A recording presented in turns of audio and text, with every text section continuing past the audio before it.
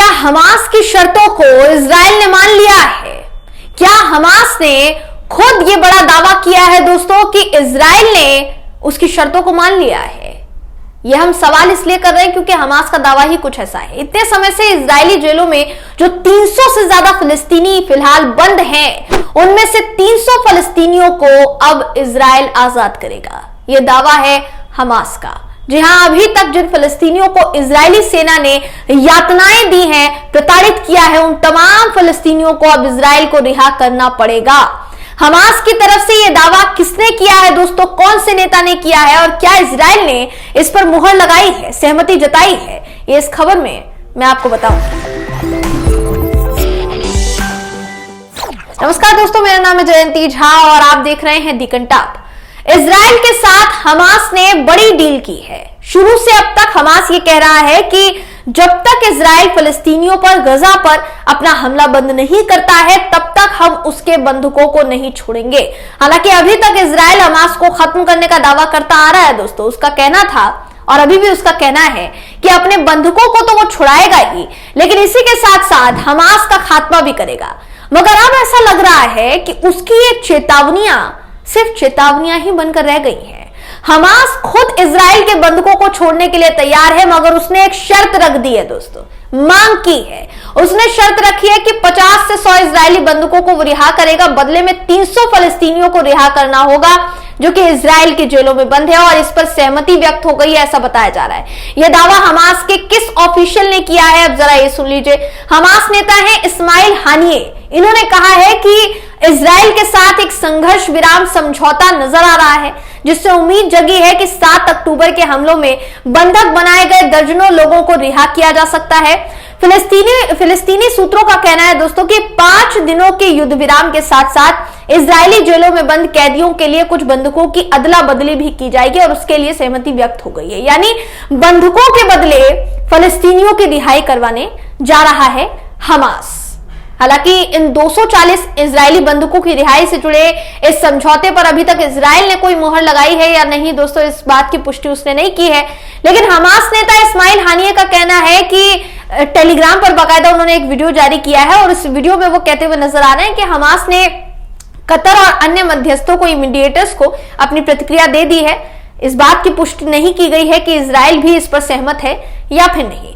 Hamas और फिलिस्तीनी Islamic जिहाद ने पुष्टि की है इस बात की कि उनके समूह में एक संघर्ष विराम समझौते की शर्तों पर सहमत हुआ उनका पूरा समूह। उन्होंने कहा कि अस्थायी समझौते में 5 दिन का संघर्ष विराम शामिल है, यानी युद्ध रोका जाएगा 5 दिन के लिए, जिसमें जमीन पर युद्ध विराम और दक्षिण गजा पर इजरायली हवाई जो हमले हो रहे हैं उसको रोका जाएगा।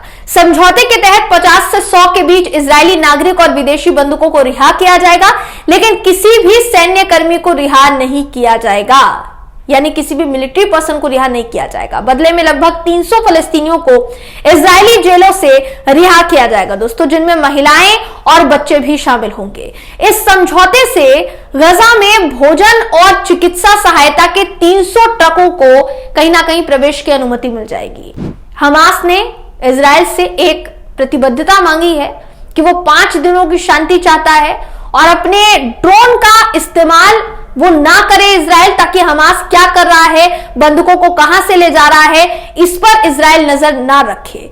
यानी हमास ज्यादा से ज्यादा लोगों को रिहा कर सकता है। अभी संख्या 50 या 100 इजरायलियों की बताई जा रही है, मगर हो सकता है दोस्तों कि आगे ये और बढ़े। अगर इजराइल युद्ध को थोड़े समय के लिए और रोकता है तो हो सकता है कि इसके जो बाकी बचे बंधक है उनको भी रिहा कर दिया जाए। हालांकि इजराइल ने संकेत दिए हैं कि हमास की इस डील पर वो सहमत नहीं हुआ है। शिक्षा मंत्री योव किश हैं, जिनका कहना है कि हमें ऐसे समझौते का समर्थन नहीं करना चाहिए जो हमें युद्ध के प्रयास को रोकने पर मजबूर कर दे। हमास हमें यथासंभव कम से कम बंधक देने की कोशिश करेगा और एक ऐसी वास्तविकता बनाएगा जिसमें हम उस पर दबाव डालना जारी नहीं रख सकते। तो बात की जाए इस युद्ध की दोस्तों, 13,000 से ज्यादा फलस्तीनी अभी तक इस युद्ध में मारे गए हैं। 2/3 महिलाएं और नाबालिग हैं। उन आंकड़ों को एकदम स्वतंत्र रूप से सत्यापित नहीं किया जा सकता है, क्योंकि इससे ज्यादा आंकड़े हो सकते हैं और हमास पर उन्हें बढ़ाने और ऐसा आरोप लगाया जा रहा है इजराइल की तरफ से कि जानबूझकर हमास ने बंदूकधारियों को बच्चों के रूप में नामित कर दिया है। इससे पहले इजराइल इस बात को नकार चुका है कि मरने वालों का जो आंकड़ा सामने आया है वो सच है या नहीं। यानी वो सीधे तौर पर कह चुका है कि गजा में जो नागरिक मर रहे हैं असल में उनका जो आंकड़ा बताया जा रहा है वो उतना आंकड़ा है नहीं, वो झूठ बोल रहे हैं, नौटंकी कर रहे हैं, वो आंकड़ा गलत बता रहे हैं, वो आंकड़ा फर्जी बता रहे हैं। ये इससे पहले भी वो कह चुका है। और अभी जब 13,000 तक आंकड़ा पहुंच चुका है मरने वालों का, दोस्तों हो सकता है इससे ज्यादा हो, क्योंकि जिस तरह से तबाही मचाई है इजराइल ने, मलबे में कई लोगों के दबे होने की आशंका है जिनको अभी तक निकाला नहीं जा सका है। तो हो सकता है कि यह आंकड़ा उससे भी ज्यादा हो। मगर इजराइल का आरोप है कि हमास ने बंदूकधारियों को बच्चा बता दिया और कह दिया कि भाई ये मारे गए हैं और यही फिलिस्तीनी नागरिक हैं, गजा में मरने वाले यही फिलिस्तीनी नागरिक हैं। जबकि इसमें कितनी सच्चाई है कितनी नहीं, इजराइल खुद इस बात की पुष्टि नहीं कर सकता है। दोस्तों इस युद्ध के दौरान उसने ऐसे बहुत से दावे किए हैं, दर्जनों ऐसे दावे किए हैं जिसकी पुष्टि वो खुद नहीं कर पाया, तो उसको अपना ट्वीट डिलीट करना पड़ गया। आप किसी और की बात क्यों करते हैं? इजराइल के प्रधानमंत्री बेंजामिन नेतन्याहू की बात आप कर लीजिए। बेंजामिन नेतन्याहू अपनी सेना से इनको माफी मांगनी पड़ गई थी। सेना के बारे में इन्होंने कहा था कि भाई तमाम जितने भी सैनिक हैं वो ये नहीं पता लगा पाए कि हमास ने कैसे हमला किया और कैसे नहीं। तो इन्होंने सीधे तौर पर अपनी सेना को ब्लेम किया था, तो अपनी सेना से इनको माफी मांगनी पड़ गई थी। इजराइल की तरफ से कई बार फिलिस्तीनियों को लेकर या गजा को लेकर ऐसे कई वीडियो शेयर किए गए जिसमें यह दर्शाने की कोशिश की गई कि इजराइल माफ कीजिएगा, गजा में जो कुछ भी चल रहा है वो एकदम गलत है, फर्जी है। वहां पर जो शव हैं, जो कफन में बंधे हुए शव है, असल में वो शव नहीं है, वो जिंदा लोग हैं जिनको लिटा दिया गया है ये दिखाने के लिए कि फिलिस्तीनी कितने मारे जा रहे हैं। अब आप सोचिए ना कि हैवानियत की पराकाष्ठा क्या है। यही हैवानियत की पराकाष्ठा है जहां सारी हदें पार कर दी गई है इजराइल की तरफ से। इसके आगे कोई क्या ही कहेगा, कोई कुछ नहीं कह पाएगा। दोस्तों यही है इजराइल का असली रूप। तो अभी अगर मैं बात करूं इजराइल की, तो जो हमास दावा कर रहा है हो सकता है उसमें सच्चाई हो, लेकिन इजराइल के तेवर ये कहीं ना कहीं बताते हैं कि वो शायद इस सीज फायर पर तैयार नहीं होगा। अगर वो तैयार नहीं होता है तो वो सिर्फ और सिर्फ हमास का कहीं ना कहीं फिलिस्तीनियों को तो देखिए जेल में बंद रखेगा ही, लेकिन वो अपने नागरिकों के साथ भी गद्दारी कर रहा है।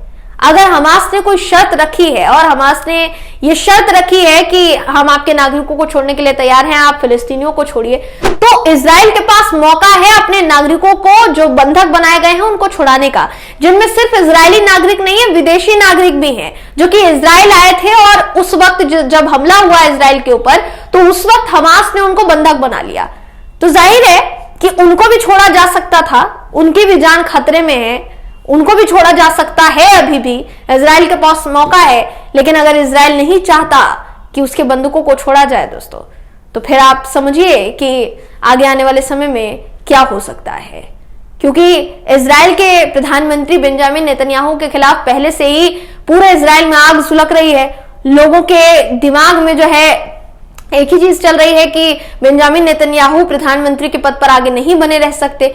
अब अगर वो इस समझौते पर खरे नहीं उतरते हैं, अगर वो इस समझौते पर सहमति व्यक्त नहीं करते हैं, तो इजराइल की जनता का क्या टेक होगा, प्रतिक्रिया क्या होगी, ये देखने वाली बात होगी। फिलहाल इस खबर में बस इतना ही। आप इस खबर पर क्या सोचते हैं, आपकी क्या राय है, कमेंट करके जरूर बताइएगा। वीडियो अगर आपको पसंद आया हो तो वीडियो को लाइक कीजिए, शेयर कीजिए, चैनल को सब्सक्राइब करना बिल्कुल भी ना भूलें। फिर मुलाकात होगी आपसे अगली वीडियो में, तब तक के लिए नमस्कार।